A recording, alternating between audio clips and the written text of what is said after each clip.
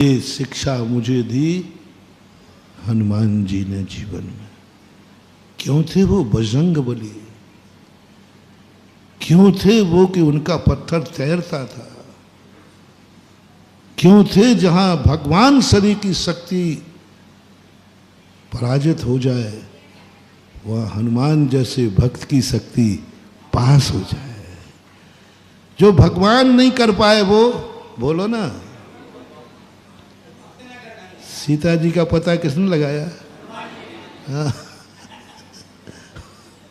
पत्नी भगवान जी की, कार्य भगवान जी का, दुख का पहाड़ भगवान जी पे टूटा, लेकिन कौन आगे आके पता कर रहा है? अपने ऊपर संकट आते हैं तो हम भगवान को पुकारते हैं। कभी सोचा कर कि मैं कभी भगवान के संकट में काम आऊंगा कि नहीं? कौन कौन रिस्क ले रहा है? लंका में प्रवेश करना बहुत खतरनाक है। रावण ने सब तरफ यंत्रों से कीलित किया था। मर सकता था, लुट सकता था, कुछ भी हो सकता था। रावण कोई कम शक्तिमान नहीं था, ध्यान रखना। रावण एक काल को अपनी पार्टी से बांध के रखता था। काल को, देवता तो उसके आगे पीछे घूमते थे। हजारों देवता थे उसके पास, कोई कुछ नहीं कर सकता। लेकिन हनुमान जी ने एक ही बात सोची,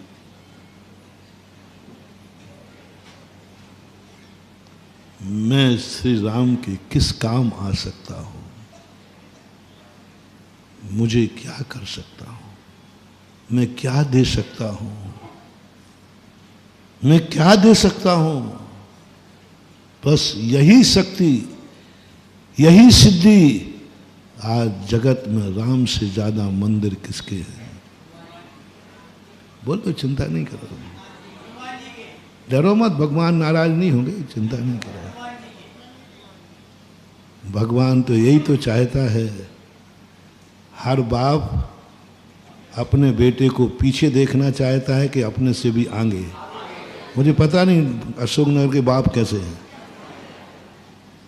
आप अपने बेटे को सब चीज में यदि आपसे आगे निकल जाए तो, धन में, दौलत में, ज्ञान में, हुकूमत में, इज्जत में, तो तुम्हें ईर्ष्या होगी कि खुशी? खुशी हो, यदि असली बाप होगे तो खुशी होगी कि ओहो मेरा बेटा, जो मैं नहीं कर पाया मेरे बेटे ने कर दिया। जो इज्जत मैं नहीं कमाया मेरे बेटे ने कमाया। जो धन मैंने नहीं कमाया वो बेटे ने कमाया। जो ज्ञान मेरे पास नहीं है वो मेरे बेटे के पास है। आदिनाथ ऋषभ देव को ज्ञान को देखकर कहते थे, मैंने कितने पुण्य किए, मैंने कितने पुण्य किए कि मेरा हर क्षेत्र में मेरा बेटा एक कदम आगे है, एक कदम आगे। ऐसे ही भगवान होते हैं रे। सच्चा भगवान अपना भक्त यदि उनसे आगे निकल जाए तो ईर्ष्या नहीं करता। तेरी ये औकात, मेरा चेला होकर के अब मेरे से आगे, मेरा चेला होकर मेरे से ज्यादा तेरी इज्जत।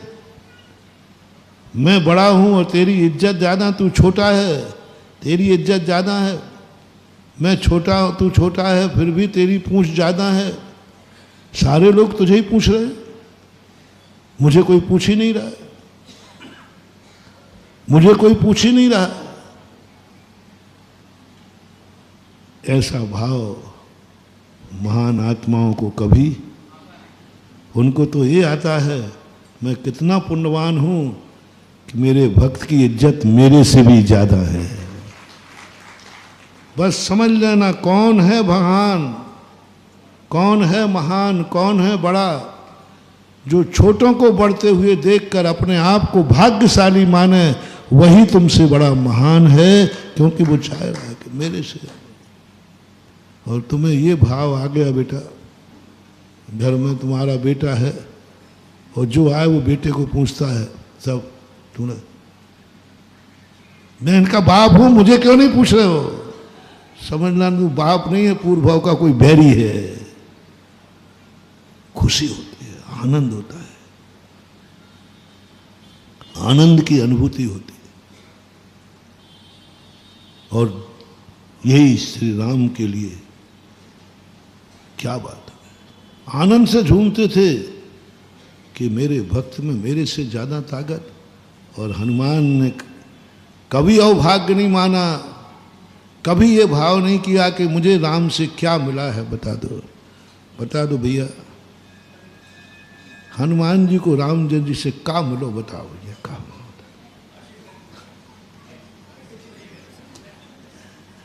और बेटा तुम मेरे भक्त तो सुनो, तुम्हें थोड़े से कुछ नहीं मिला तो भैया महाराज के पास जाके क्या करेंगे? उसे तो आशीर्वाद तक नहीं मिलता। घंटों बाहर खड़े रहो, भीड़ के धक्का खाओ, और महाराज ने आशीर्वाद तक नहीं दिया। मैं कुछ गलत तो नहीं बोल रहा हूं? आता है कि नहीं? आशीर्वाद तक नहीं दिया, तुम लेने आते हो। यही तुम्हारी जिंदगी का सबसे बड़ा हिरास है, इसी में तुम्हारा पुण्य क्षय को होता है। मेरा सिद्धांत मानो तो गुरुओं के पास, माँ बाप के पास, भगवान के पास कभी आशीर्वाद लेने भी मत जाना। लेने का त्याग करो, मुझे कुछ नहीं चाहिए। आशीर्वाद लेने नहीं जाना, ये बहुत गंदी परंपरा है। कहाँ जा रहे हो? बोल दो ना। अरे मम्मी पापा का आशीर्वाद लेने जा रहा हूँ, बनिया कहीं का। महाराज का आशीर्वाद लेने जा रहा हूँ, भगवान का आशीर्वाद लेने जा रहा हूँ। नहीं, मोटिवेशन बड़ों के सामने कभी लेने जाना ही नहीं है, चाहे वो आशीर्वाद भी क्यों ना हो। मेरी नीति है, और मैं इसलिए तुम्हें बता रहा हूं क्योंकि मैं बिना मंत्रों के भी इतनी सिद्धियां मुझे हो गई हैं कि मंत्रों से भी नहीं होती उतनी हो गई। मात एक ही बात है, बस मेरी एक ही बात है, मैं भगवान के लिए क्या कर सकता हूं। जिस मंदिर में बैठता हूं बस यही सोचता हूं, इस मंदिर में मैं चतुर्मास कर रहा हूं, इस मंदिर के लिए मैं क्या कर सकता हूं।